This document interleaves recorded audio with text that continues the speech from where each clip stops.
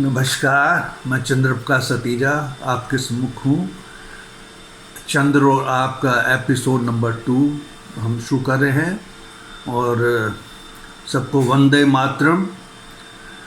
जो पिछला एपिसोड 1 था उससे मैं उसका रिकैप करता हूँ कि 1857 में हमारा स्वतंत्रता संग्राम जो शुरू हुआ था, पहला इसको फर्स्ट कह सकते हैं फ्रीडम स्ट्रगल थी, जिसमें कि मंगल पांडे जो कि इसके हीरो थे और रानी झांसी बाई, तांत्या टोपे, पेशवा नाना साहेब, बेगम हजरत महल, कुंवर सिंह और बहादुर शाह जफ़र, ये सारे थे जो कि उन्होंने बड़ी वीरता से लड़ाई लड़ी, लेकिन अंत में फेल हो गए।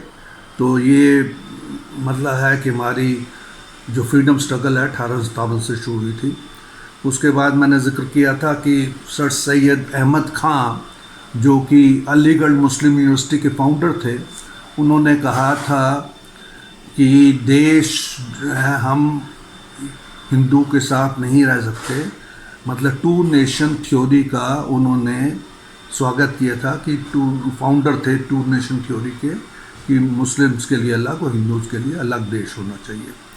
इसके बाद आते हैं इंडियन नेशनल कांग्रेस का जन्म हुआ था 84 में। उसके जो फर्स्ट प्रेसिडेंट थे A.O. ह्यूम थे, तो जिन्होंने कांग्रेस की स्थापना की थी और ब्रिटिश साम्राज्य के सिविल सर्वेंट थे, रिटायर्ड हो गए थे। अब चलते हैं बंगाल का। लॉर्ड कर्जन ने डिवीज़न किया था 1905 में, जो वेस्ट बंगाल और ईस्ट बंगाल को अलग कर दिया था, कि एडमिनिस्ट्रेटिव पॉइंट से अलग कर दिया था। 1907 में कांग्रेस का फिर स्प्लिट होता है, क्योंकि उसमें 2 दल बन गए थे, एक गरम दल, एक नरम दल। गरम दल के जैसे नेता थे लोकमान्य तिलक और बिपिन पाल चंद्र और लाला लाजपत राय वगैरह, ऐसे काफ़ी लोग थे। उसके बाद वर्ल्ड वार 1 शुरू होता है 1915 से 3 साल चलता है, जिसमें कि महात्मा गांधी जो कि साउथ अफ्रीका से इंडिया आ गए थे, उनकी वहाँ पर काफ़ी प्रसिद्धि थी, तो उन्होंने अंग्रेज़ों को खुश करने के लिए सहयोग दिया कि वर्ल्ड वार 1 में इंडियन सोल्जर भेजे जाएं। तो 1.3 मिलियन इंडियन सोल्जर्स उसमें गए थे, और जो जब तक लड़ाई ख़त्म हुई 75,000 के करीब हमारे लोग मारे गए थे, इंडिया के सैनिक जो मारे गए थे। फिर 1919 में जलियांवाला बाग का मैसेकर हुआ, जो बेगुनाह लोगों पे, जिनके हाथ में डंडे भी नहीं थे, बिल्कुल बेगुनाह लोग थे, उन पे फायरिंग हुई। 360 से 375 तक लोग मारे गए, काफ़ी ज़ख्मी भी हुए, औरतें बच्चे सब थे। उसके बाद चलते हैं कि 1920 से खिलाफत मूवमेंट शुरू हुआ।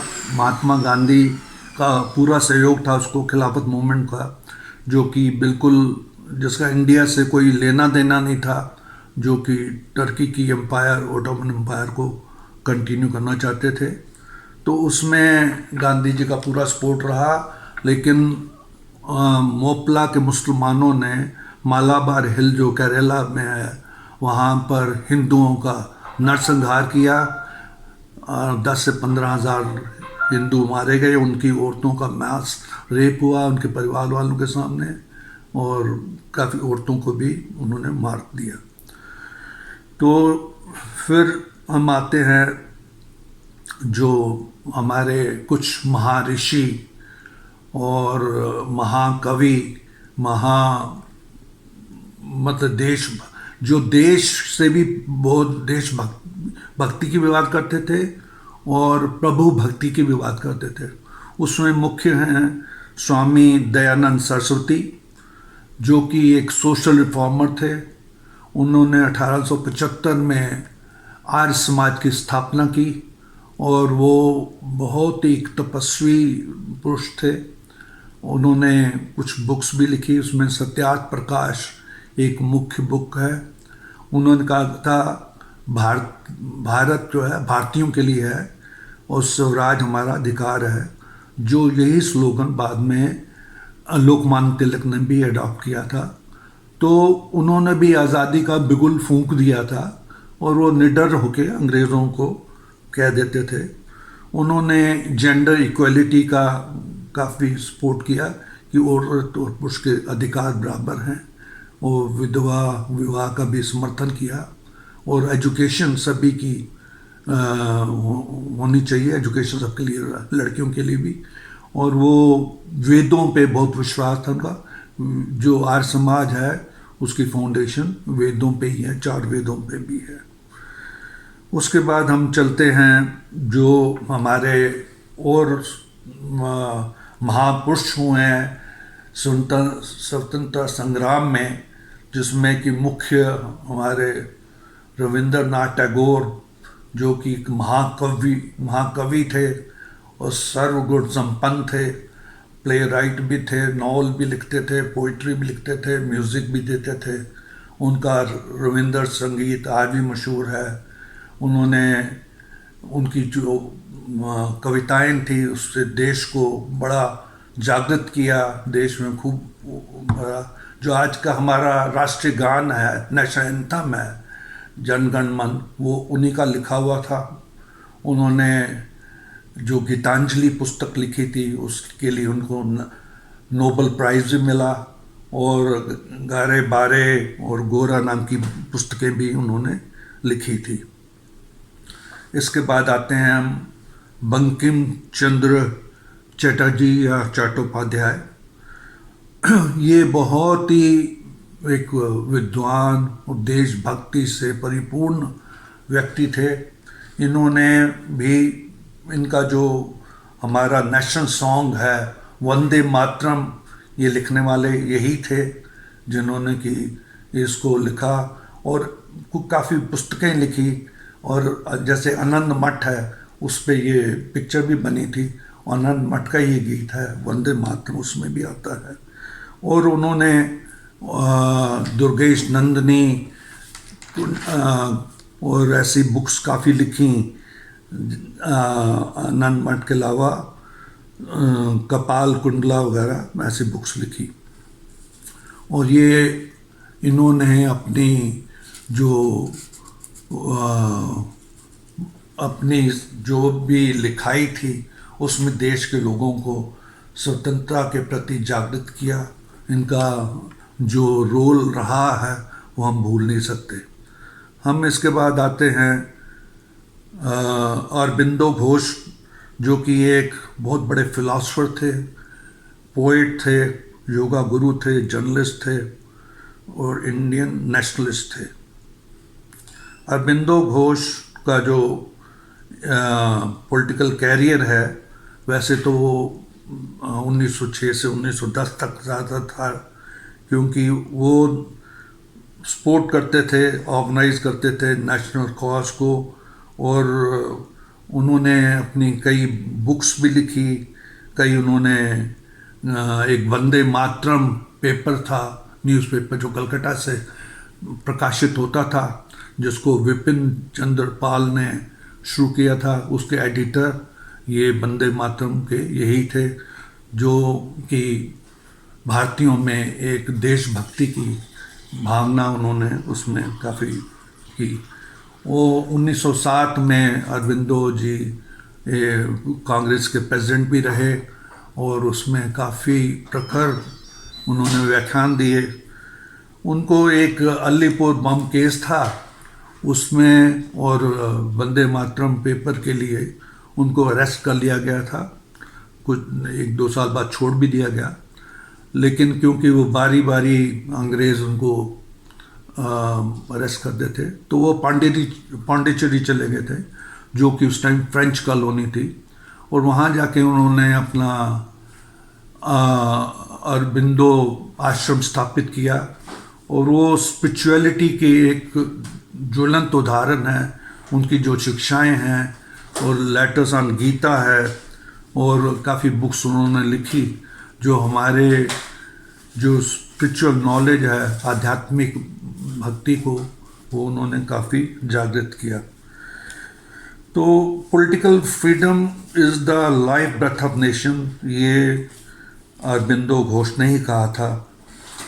और इसके बाद हम चलते हैं जो हमारे थे विनायक दामोदर सावरकर, जो वीर सावरकर के नाम से भी जाने जाते हैं। हिंदू महासभा के भी प्रेसिडेंट भी रहे, फ्री इंडिया सोसाइटी के भी फाउंडर थे, और लंदन में जब वो स्टूडेंट थे, लॉ स्टूडेंट थे 1906 से 1910 में, तो उन्होंने एक इंडिया हाउस और भी इंडियंस के लिए रेवोल्यूशनरी संस्थाएं बनाई और उसमें एक्टिव पार्टिसिपेट किया। एक ब्रिटिश डिस्ट्रिक्ट मजिस्ट्रेट की वहाँ पर लंदन में हत्या हो गई थी, जिसके लिए इनको भी दोषी पाया गया, तो इनको जहाज़ से 1910 में भारत भेजा गया। भारत जब वो जा रहे थे तो फ्रांस के बीच में पहुँचे तो हवाई समुद्री जहाज़ से पानी में कूद गए थे, लेकिन खैर फ्रेंच अथॉरिटी ने पकड़ के उनको वापस फिर ब्रिटिश अथॉरिटी को दे दिया, और उनको हिंदुस्तान में सेलुलर जेल, जो अंडमान निकोबार एक आइलैंड है, वहाँ पर भेज दिया, और बहुत 2 लाइफ इम्प्रिजनमेंट दी उनको, जो कि 50 साल के लिए उनको वहाँ पर जेल में बंद कर लिया, जहाँ कोई फैसिलिटी नहीं थी। बेचारे खड़े होके उन्होंने बहुत ही हार्डशिप में और बहुत तकलीफ में गुजारे, लेकिन कभी भी हार नहीं मानी, और 1924 में जब रिहा हुए तो फिर भारत के स्वतंत्रता संग्राम में वो जुड़ गए। जैसे पहले पता, हिंदू महासभा के अध्यक्ष थे वो, तो उन्होंने काफ़ी हिंदू फिलॉसफी, जो हिंदुत्व की फिलॉसफी है, उस पर काफ़ी कुछ लिखा, जेल में भी, वो बाहर आने के बाद भी, और वो एक पिलर के रूप में हिंदुओं के माने गए। और उनको गांधी मर्डर केस में भी पहले इन्वॉल्व किया गया था, लेकिन उनके अगेंस्ट कोई एविडेंस नहीं था, तो छोड़ दिया गया।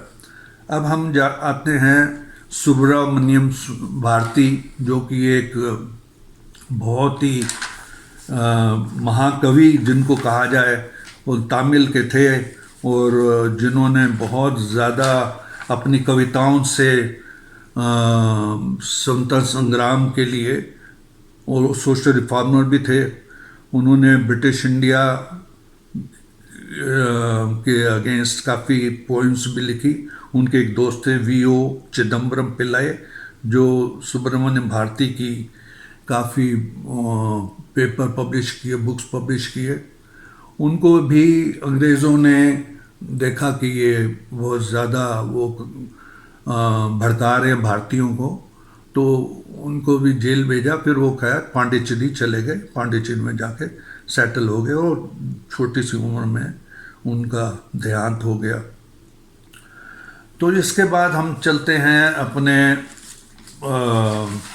जब 1922 में एक चोरा चोरी में एक इंसिडेंट होता है, जिसमें गांधी, नेहरू, सारे बड़े बड़े लीडर, जिन्ना वगैरह भी जिसके साथ थे। एक्चुअली महंगाई, खाने पीने की चीज़ों की महंगाई बहुत बढ़ रही थी, खूब चीज़ें महंगी हो रही थी, तो उसके लिए उन्होंने प्रोटेस्ट किया। प्रोटेस्ट पहले तो वो था काफ़ी पीसफुल था, लेकिन बाद में उनमें पुलिस ने उन पर गोली चलाई, क्योंकि वो 2 से 2,500 लोग इकट्ठे हो गए थे उसमें प्रोटेस्ट में, तो गोली चला दी। उसके जो वहाँ जो ये गोरखपुर में है चोरा चोरी जगह, वहाँ एक गोरी बाज़ार है, तो पुलिस की गोली से कुछ 3 के करीब 3 या 4 सिविलियन मारे गए। तो उसमें बहुत ज़्यादा गुस्सा आ गया, भीड़ में बहुत रोष था अंग्रेज़ों के खिलाफ। तो वहाँ चोरा चोरी एक पुलिस चौकी थी, उसको आग लगा दी गई, जिसमें कि 22 के करीब पुलिस ऑफिसर और कांस्टेबल वगैरह मारे गए। इससे अंग्रेज सरकार और भी ज़्यादा रुष्ट हुई।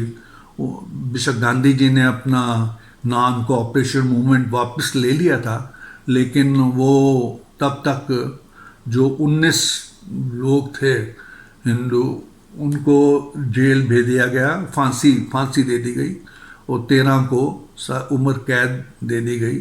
तो चोरा चोरी इंसिडेंट से भारतीयों में बहुत ज़्यादा रोष था। फिर बात करते हैं साइमन कमीशन की, जो कि एक 7 मेंबर पार्लियामेंट्री कमीशन इंग्लैंड का भारत आया था फरवरी 1928 में। वो भारत के कॉन्स्टिट्यूशन को रिफॉर्म करना चाहता था, पढ़ना चाहता था। उसमें एक भी इंडियन पार्लियामेंटेरियन नहीं था, कोई भी इंडियन को नहीं लिया गया। तो इससे बड़ा गुस्सा था, तो सभी ने इसका प्रोटेस्ट किया और इवन गांधी, नेहरू, जिन्ना और लाला लाजपत राय ने इसका विरोध किया। तो 30 अक्टूबर 1928 को ये साइमन कमीशन लाहौर विज़िट करने गया। तो लाहौर में जाके वहाँ पर इनके अगेंस्ट बहुत ज़्यादा नारे लगे, झंडे उठाए गए और काफ़ी इसकी विरोध किया गया कि भाई ये, इसमें वो एक क्लीमेंट एटली भी थे जो कि बाद में ब्रिटिश प्रधानमंत्री बने, प्राइम मिनिस्टर बने, जबकि भारत को आज़ादी दी गई थी। तो जब ये कमीशन के अगेंस्ट नारे लग रहे थे, तो लाला लाजपत राय जी, बड़े जो पंजाब केसरी लाला लाजपत राय, बहुत प्रोटेस्ट कर रहे थे, साइमन कमीशन गो बैक। तो जेम्स स्कॉट एक सीनियर पुलिस ऑफिसर था, उसने उन पे लाठीचार्ज करने को कहा और लाला लाजपत राय पे इतनी गहरी सिर पे चोटें लगीं कि कुछ दिनों बाद 17 नवंबर को 1928 को उनका देहांत हो गया। जो कि जैसे नाम है पंजाब केसरी और देश के माने हुए एक सेनानी तो थे ही, स्वतंत्रता सेनानी, और कई आर्य समाज और ऐसी संस्थाओं के साथ जुड़े हुए थे, उनका बहुत नाम था। इससे जो एक जैसे भगत सिंह जी है और उनके साथी चंद्रशेखर आज़ाद, राजगुरु, गुरुदेव, उनमें बड़ा गुस्सा था। तो 1929 में भगत सिंह ने अपने मित्र सुखदेव के साथ, राजगुरु के साथ मिलकर पीछा किया और वो समझे कि ये जेम्स स्कॉट है जिन्होंने लाला लाजपत राय पे लाठियाँ बरसाई थी और उसका मृत्यु कारण बने थे। तो उन्होंने एक पुलिस ऑफिसर की, ब्रिटिश पुलिस ऑफिसर की हत्या कर दी, जो कि जेम्स स्कॉट नहीं थे, दूसरे थे जिनका नाम, खैर उनको मारा गया। और पुलिस जब उनके पीछे भागी, भगत सिंह के पीछे और गुरु के पीछे, तो चंद्रशेखर आज़ाद ने पुलिस हेड कांस्टेबल को भी मार दिया और ये तीनों लोग गायब हो गए थे। तो अंग्रेज़ी सरकार इनको काफ़ी ढूंढती रही। फिर कुछ 1929 में ये लोग फिर अपीयर हुए, एक बॉम्ब फैक्ट्री भी इन्होंने स्थापित की हुई थी। तो सेंट्रल लेजिस्लेटिव असेंबली में इन्होंने भगत सिंह ने और बटुकेश्वर नाथ ने लो इंटेंसिटी के जो स्मोक बम पार्लियामेंट, जो आज की पार्लियामेंट है, उसमें छोड़े और लीफलेट बांटे। उससे कोई किसी का हताहत होने की वो नहीं था, उनका पहले ही ख्याल था कि किसी को मारना नहीं है, सिर्फ जागृति पैदा करनी है कि ब्रिटिश सरकार हम पे कितने जुल्म करी है, तो हमें भी इकट्ठा होकर इसका जवाब देना है। तो वो जो लीफलेट फेंके गए उसमें यही था और नारे लगाए गए, इनकलाब जिंदाबाद, अंग्रेज़ों भारत छोड़ो के नारे लगाए गए। और उन्होंने भागने की कोशिश नहीं की, ना भगत सिंह ने और बटुकेश्वर नाथ ने कोई भागने की कोशिश नहीं की। तो वो खैर पकड़ लिए गए उन पे मुकदमा चला और जेल में वो हो गए। जेल में जो हिंदुस्तानी प्रिजनर थे उनके साथ बहुत ही बुरा व्यवहार किया जाता था। खाना जो इंसानों के लायक नहीं था वो खाना उनको दिया जाता था, जिससे कि जतिन प्रसाद एक जतिन दास जो कि एक एक्टिव वो थे सेनानी, उन्होंने बहुत प्रोटेस्ट किया इस बारे में कि ये हमारे साथ बहुत ज़्यादा बदसलूकी है हमें। तो वो हंगर प्रोटेस्ट किया जो 63 डेज तक चला और जिसमें उनकी मृत्यु हो गई। इसमें जब उनको कोर्ट बाकियों को ले सरदार भगत सिंह वगैरह को ले जाया गया और वो उतना वेट कम हो चुका था उनका क्योंकि इतने दिन उपवास में रखे थे, तो उन्होंने वहाँ पर भी कोर्ट में भी इनकलाब जिंदाबाद के नारे लगाए और भारत छोड़ो के नारे लगाए। खैर उनको भगत सिंह, राजगुरु, सुखदेव को फांसी की सज़ा सुनाई गई। तो अगर इंडिया जो वाइस रॉय था, ब्रिटिश वाइस रॉय, और जो सीनियर उस टाइम ऑफिसर थे, वो उम्मीद कर रहे थे कि गांधी, नेहरू वगैरह उनसे अपील करेंगे कि इनको माफ़ कर दिया जाए, तो कम से कम फांसी की सज़ा के बदले में इनको उम्र कैद हो जाए। लेकिन ना तो गांधी और नेहरू ने इस बारे में कुछ भी नहीं किया, कोई प्रोटेस्ट नहीं किया या ना अपील नहीं की वाइस रॉय से। तो अंतिम में उनको फांसी दे दी गई और 23 साल की उम्र में, यंग उम्र में, भगत सिंह ने देश की आज़ादी के लिए अपनी कुर्बानी दे दी और राजगुरु और सुखदेव वगैरह को भी फांसी दे दी गई। तो ये आज का मैं एपिसोड यहीं पर समाप्त करता हूँ और मैं आशा करता हूँ कि आप इसको देखेंगे, लाइक करेंगे, शेयर करेंगे और वंदे मातरम ये हमारा उद्घोष है। नमस्कार।